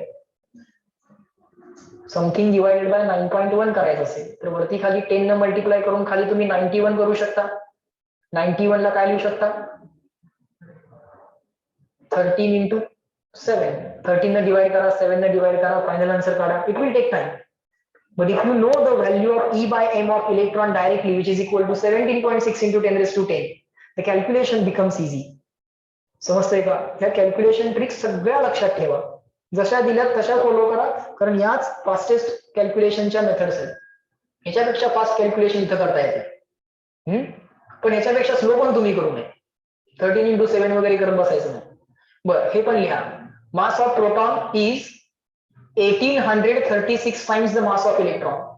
प्रोटॉनचं मास हे किती आहे, इलेक्ट्रॉनचे किती टाइम्स आहे बघा, 1836, आणि याला अप्रॉक्सिमेटली काय करायचं, 1840. मास of proton is 1840 times the mass of electron. Mass of proton आणि मास ऑफ इलेक्ट्रॉन म्हणजे या दोघांची डिव्हिजन करून बघितली मी, दुसरं काही नाही. मास ऑफ प्रोटॉन आणि मास ऑफ इलेक्ट्रॉन, प्रोटॉनचं मास ऑफकोर्स जास्त असणार इलेक्ट्रॉन पेक्षा, किती आहे ते 1836, पण हे कॅल्क्युलेशनला काय युजफुल नाहीये. कॅल्क्युलेशनला युजफुल काय, 1840, 1840. मास of proton is 1840 times the mass of electron, 1840 लक्षात ठेवा. यांनी सुद्धा तुमचे कॅल्क्युलेशन थोडेसे अजून इझी होती, बरोबर. इथपर्यंत सगळ्या गोष्टी लक्षात आल्या, तुम्हाला लिहून घेतल्या, चार्ट झालाय सगळ्यांचा लिहून. बर, HC बाय लॅम्बडा बघा, फॉर्म्युला म्हणा तुम्ही. HC बाय लॅम्बडा जर मला अँगस्ट्रॉम युनिट मध्ये जर पाहिजे असेल तर कुठला फॉर्म्युला वापरणार, हा फॉर्म्युला म्हणायचा आहे, हा 12,400 upon lambda in angstrom unit. So मी म्हणेन HC by lambda in electron volt, तुम्ही म्हणायचं 12,400 divided by lambda in angstrom unit. Okay, हा HC by lambda in electron volt is equal to 12,400 divided by lambda in angstrom unit. Again, HC by lambda in electron volt is equal to 12,400 divided by lambda in angstrom unit. Again, HC by lambda in electron volt is equal to 12,400 divided by lambda in angstrom unit. Lambda generally तुम्हाला nanometre किंवा angstrom unit मध्येच दिला जातो, बरोबर. नॅनोचं पटकन angstrom मध्ये करायचं असेल तर इंटू 10 विषय संपतोय, बरोबर का. मग अशी केलं होतं 300 नॅनोमीटरला पटकन आपण 3000 अँगस्ट्रॉम युनिट लिहिलं होतं, आठवतंय का. 300 नॅनोमीटरला 3000 अँगस्ट्रॉम युनिट इंटू 10 करायचं, नॅनोचा अँगस्ट्रॉम मध्ये पटकन कन्व्हर्जन होत आहे. ओके. आणि मोस्ट ऑफ दी टाइम्स तुम्हाला प्रत्येक क्वेश्चन मध्ये तुम्ही ऑब्झर्व कराल वेवलेंथ ही अँगस्ट्रॉम युनिट मध्येच दिली जाते. रेअरली ती तुम्हाला मीटर मध्ये दिली जाईल. मोस्ट ऑफ दी टाइम्स ती तुम्हाला नॅनोमीटर आणि अँगस्ट्रॉम मध्येच दिली जाईल. ओके. बर, पुढं आता एक क्वेश्चन सॉल्व्ह करायचा प्रयत्न करूया. बघा एक क्वेश्चन आता काय काय दिले आम्हाला, ह्या सगळ्या लॉजिकची आता आपण ऍप्लिकेशन करायची वेळ आलेली आहे. बघा, the photo electric threshold of a photo electric effect of a certain metal is 2750 angstrom unit. काय दिलंय? नुसतं वेवलेंथ म्हणू नका, काय दिलंय सांगा. द फोटो इलेक्ट्रिक थ्रेशोल्ड असं म्हटलेलं. 2750 म्हणजे काय आहे पासून कळलं पाहिजे. इन्सिडेंट वेवलेंथ आहे का थ्रेशोल्ड वेवलेंथ आहे? काय लिहिलं इथं? हा, photo electric threshold of a photo electric effect of a certain metal is 2750 angstrom unit. So what is given? Threshold wavelength is given. Threshold frequency नाही दिली. बर, आन्सर दिलाय अँगस्ट्रॉम युनिट मध्ये. ठीक आहे, फाईन. पहिलं काय सांगितलंय? Work function of the metal. Work function विचारलंय. Maximum kinetic energy of these electrons K E max. पुढं maximum velocity of the electrons ejected V max. K E max काढला की व्ही मॅक्स काढता येतोय. ई बाय एम ची अरेंजमेंट ऑलरेडी करून ठेवली आहे आपण, बरोबर का? सगळे कॅल्क्युलेशन आता लक्षात येत असतील. थोड्या वेळापूर्वीच आपण व्ही मॅक्स साठी अरेंजमेंट बघितली होती का? ओके. त्याचा आन्सर काय आलं होतं? Under root 2 into 17.6 into 10⁻10 into the stopping potential. बरोबर का? बघूयात काय काय करावं लागेल. ठीक आहे, या तीन गोष्टी त्यांनी आपल्याला विचारलेल्या आहेत. वर्क फंक्शन विचारलंय, केई मॅक्स विचारलंय आणि मॅक्सिमम वेलॉसिटी विचारली. काय काय करावं लागेल? वर्क फंक्शन कसं काढणार? दोन फॉर्म्युले वापरता येतात, एक तर hν0 किंवा hc बाय लॅम्डा 0. कुठला वापरूया? hc by lambda 0. बरोबर. आता जनरली हे जे काय आन्सर्स आपण सगळे काढणार ते कुठल्या युनिटमध्ये काढणार? इलेक्ट्रॉन व्होल्ट या युनिटमध्ये काढणार जर एनर्जीचे आन्सर्स असतील तर. सो फायनल आन्सर जे काय आहे हे आपण आता इलेक्ट्रॉन व्होल्ट मध्ये काढणार. सो आता इथं असं लिहायचं आपण, hc by lambda 0 in electron volt is equal to काय होतं? 12,400 divided by lambda in angstrom unit. Lambda असेल किंवा लॅम्डा 0 जो कोणी असेल तो अँगस्ट्रॉम युनिट मध्ये पाहिजे. म्हणजे फायनल आन्सर जे असेल ते काय मिळेल? In electron volt. So answer आलं 12,400 divided bye 2750 angstrom unit.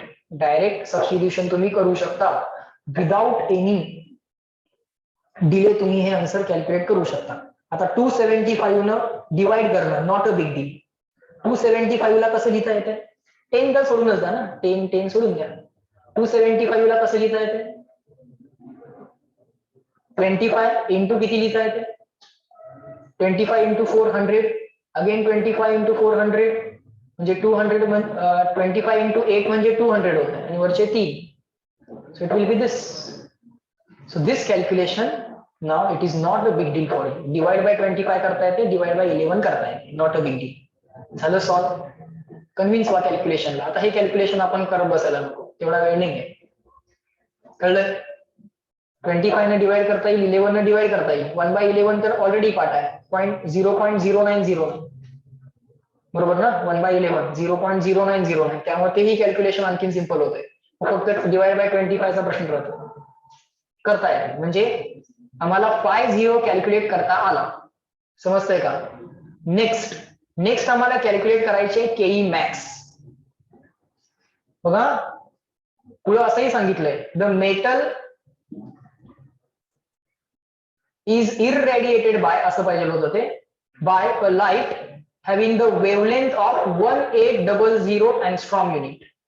Incident wavelength जी आहे ती आहे 1800 angstrom unit. बरोबर. मला सांगा फोटो इलेक्ट्रिक इफेक्ट होणार की होणार नाही? इन्सिडेंट वेवलेंथ आहे 1800 आणि थ्रेशोल्ड वेवलेंथ आहे 2750. काय वाटतंय तुम्हाला? फोटो इमिशन होणार की होणार नाही? कारण केई मॅक्स वगैरे कॅल्क्युलेशन जर करायचं असेल, व्हीमॅक्स वगैरे कॅल्क्युलेशन करायचं असेल तर पहिल्यांदा हा तर विचार केला पाहिजे की इलेक्ट्रॉन बाहेर पडणार आहे की पडणार नाही. का बरं? कंडिशन काय आहे? कंडिशन अशी होती ना, फोटो इलेक्ट्रिक इफेक्ट केव्हा होतो? Frequency should be more than threshold frequency and wavelength should be less than threshold wavelength. उलट सुलट आहे ना? उलट सुलट आहे ना? आठवत आहे का? Frequency should be more than threshold frequency, incident frequency should be more than threshold frequency and incident wavelength should be less than threshold wavelength. threshold wavelength किती आहे? 2750. incident wavelength किती आहे? 1800. लेस आहे का? incident wavelength लेस आहे का? incident wavelength लेस असेल तरच फोटो इलेक्ट्रिक इफेक्ट होणार. कळतंय का? incident wavelength लेस आहे म्हणजेच incident frequency मोर आहे ऑटोमॅटिकली. याचं मिनिंगच हे, दोन्हीचं मिनिंग सेमच आहे. समजतंय का काय बोलतोय आपण? सो इथं फोटो इलेक्ट्रिक इफेक्ट तर होणार आहे. चला पुढं. आता आपल्याला काढायचं आहे केई मॅक्सचं आन्सर. काय काढायचं आहे? केई मॅक्सचं आन्सर. कसं काढणार आपण केई मॅक्सचं आन्सर? काय बेसिक फॉर्म्युला आपल्याकडे? एकच तर फॉर्म्युला आहे. हा, H nu is equal to phi zero plus KE max. So KE max कसं काढणार आपण? H nu minus phi zero. चला लिख चला माझ्या बरोबर. H nu minus phi zero. Phi zero तर ऑलरेडी आपण काढले, सो त्याला टिक मार्क केला. काढले का इथं? इक्वेशन 1 म्हणून बघू त्याला आपण. सबस्टिट्यूशन करत बसायला नको. जे कॅल्क्युलेट केले त्याला टिक मार्क करू फक्त. सो फाय झिरो तर ऑलरेडी इथं आपला इलेक्ट्रॉन व्होल्ट मध्ये कॅल्क्युलेट झालाय. इथल्या ईबी इलेक्ट्रॉन व्होल्ट मध्ये तो कॅल्क्युलेट झालेला आहे. सो फाय झिरोला टिक मार्क करा, तो ऑलरेडी कॅल्क्युलेटेड आहे. राहतोय प्रश्न एच न्यूचा. आता एच न्यू कसा कॅल्क्युलेट करायचा? फॉर टाइम बिंग इक्वेशन 2 म्हणा त्याला, कारण केई मॅक्स कॅल्क्युलेट करायचा आहे. एच न्यू अजून माहित नाहीये, म्हणजे इन्सिडेंट फोटॉनची एनर्जी माहित नाहीये. ती काढायसाठी H nu is equal to म्हणा आणि परत न्यू ला रिप्लेस करा सी बाय लॅम्बडा. आता एच सी बाय लॅम्बडा, तोच एच सी बाय लॅम्बडा आपण इलेक्ट्रॉन व्होल्ट मध्ये काढणार. तोच एच सी बाय लॅम्बडा आपण इलेक्ट्रॉन व्होल्ट मध्ये काढणार. कारण सगळे कॅल्क्युलेशन ही टर्म आणि केई मॅक्स वाली टर्म सगळं इलेक्ट्रॉन व्होल्ट मध्ये करायचं आहे. बर, H C by lambda in electron volt याचा आन्सर आपल्याला पाठ आहे. काय आहे ते? 12,400 डिवायडेड बाय लॅम्बडा असेल तर लॅम्बडा, लॅम्बडा झिरो असेल तर लॅम्बडा झिरो. इथं आता आहे lambda, lambda in angstrom unit. So 12,400 divided bye किती दिलाय बघा? इन्सिडेंट 1800 दिलाय ना. इन्सिडेंट लॅम्बडा किती दिलाय? 1800. Again divide by 18 is not a big deal. 18 can be written as 6 into 3. 3 न डिवाइड करता येते, 6 न डिवाइड करता येते. फायनल आन्सर इलेक्ट्रॉन व्होल्ट मध्ये येणार. 00 ला 00 कॅन्सल झालेले दाखवा. 124 ला 18 न डिवाइड करा, किती येते आन्सर सांगा?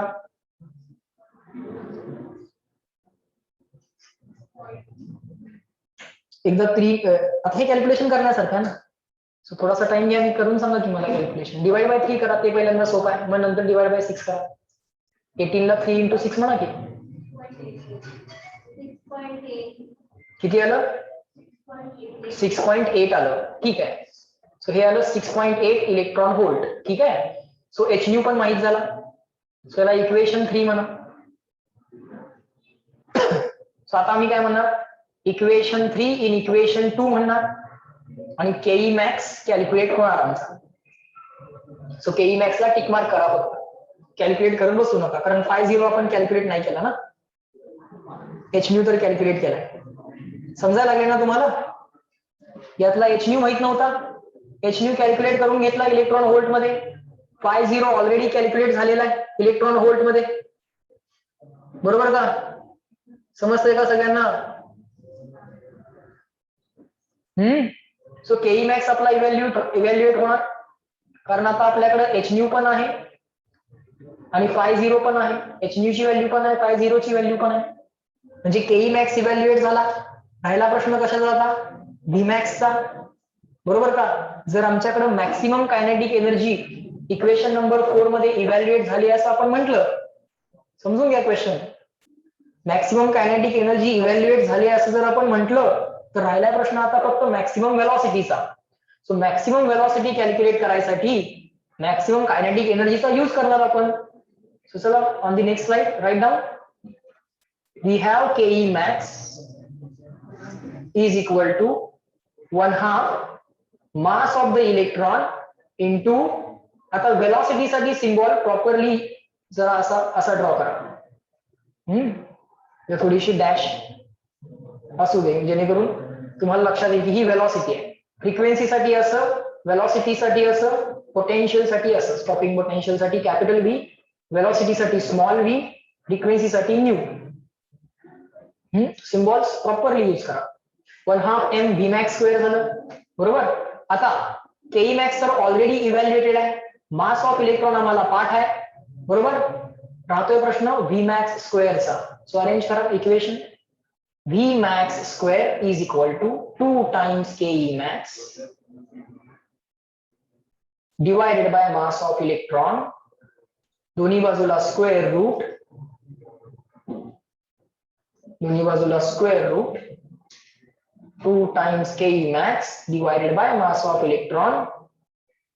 ज्या ज्या व्हॅल्यूज माहित आहेत त्या सबस्टिट्यूट करूया.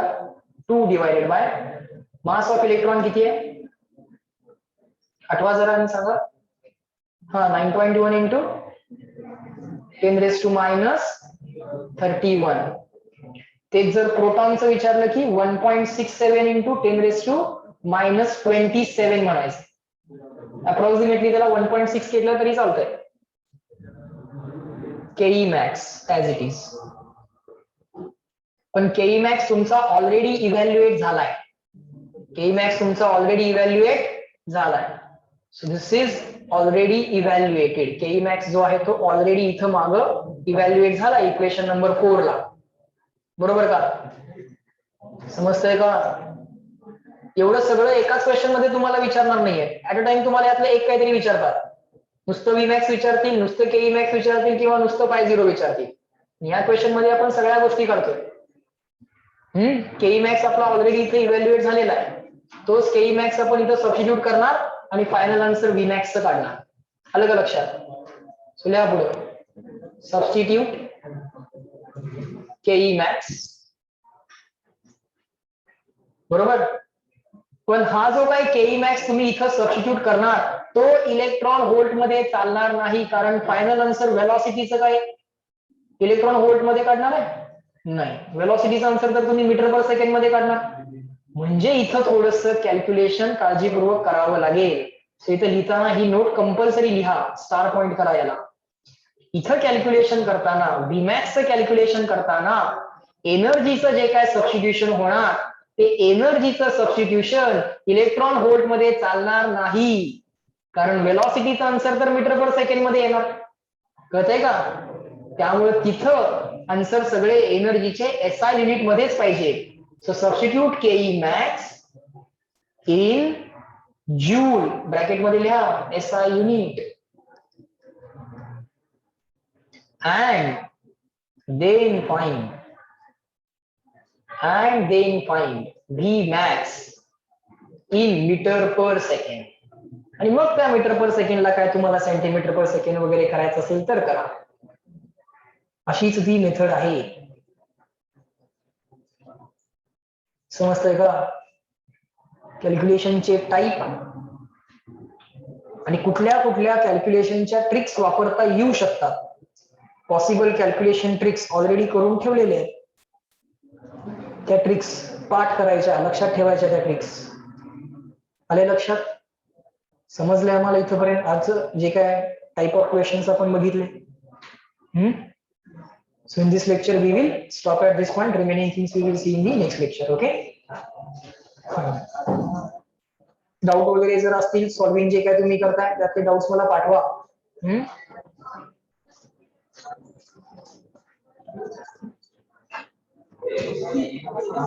टेस्टचं टायमिंग वगैरे तुम्हाला सगळं इन्फॉर्म केलं जाईल. ठीक है? So online people, please reply me once. Up to this, everything clear and written. CW, just reply once, then you can leave the lecture.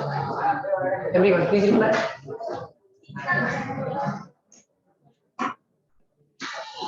Good. Good.